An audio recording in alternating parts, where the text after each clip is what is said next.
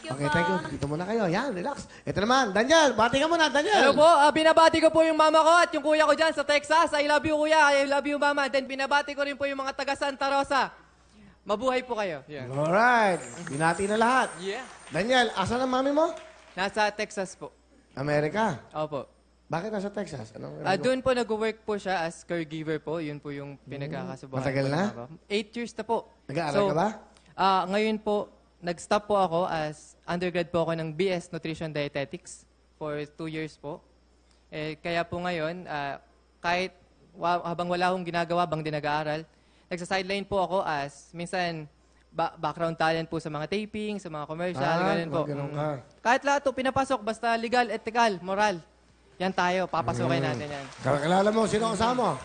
Yan, ang kasama ko po dito, yung pinaka mapagmahal at gwapo kong ama, si Tatay Ram.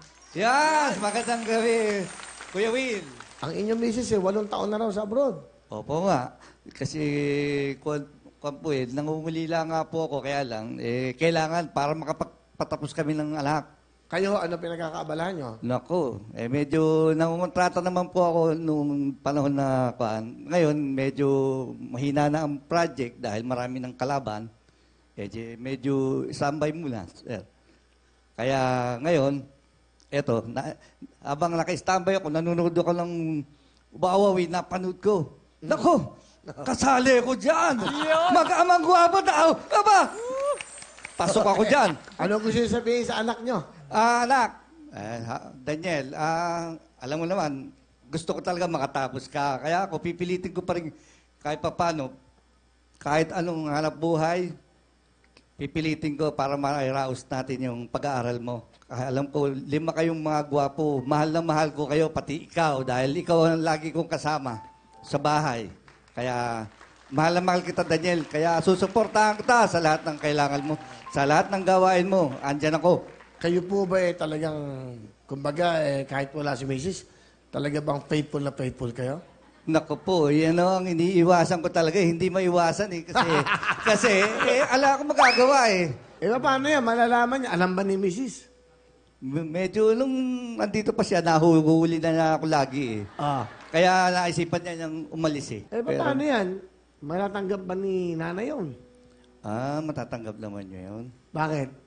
Pag nandun na, kasi papunta akong Amerika, pinipetisyon na ako ng anak kong nasa Amerika. Importante si misis nyo. Ayan, ano pa gusto sabihin? Ito. Hindi yan. Sa misis ko? Ano to? Yung mga misis mo na. Ayan, makita mo. Yan ba? Yan. Ano ba? Sa misis ko. Hindi ito eh. Baka nandun. Ano gusto sabihin? Maghintay ka dyan. Darating na ako dyan para ibalik natin ang ating nakaraan, ang ating sweet na pagsasama. Biro mo, nakapito tayo. Ibig sabihin, napasarap. Napasarap ka sa akin. Kaya, asawa ko, andyan na ako.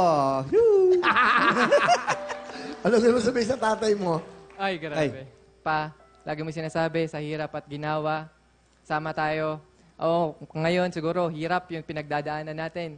Pero, in the years go by, hanggat buhay tayo, maranasan din natin yung ginawa. Hanggat nandito tayo, giginawa din tayo. Salamat ah. Love you pa. Love you, ma. Okay, bait sila niyan. Palapakan po natin si Tatay Ram.